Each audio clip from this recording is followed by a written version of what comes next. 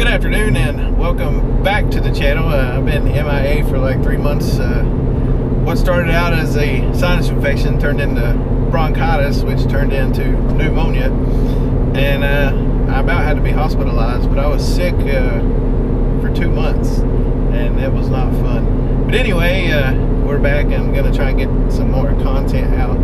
But today I decided to try and pressure wash my car for the first time to see if it's any easier, and it was an utter failure. So go ahead and take a look. Alright, first things first, we gotta rinse off the car, and my camera tripod is broken, so it's a little crooked. It's the best I can do, but here we go.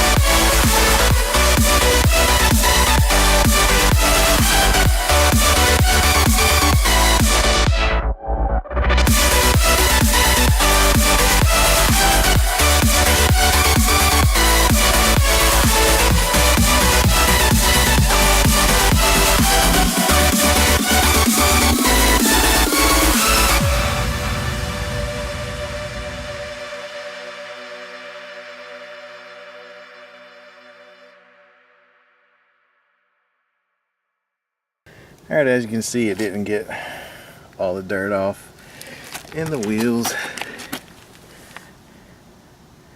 Nope.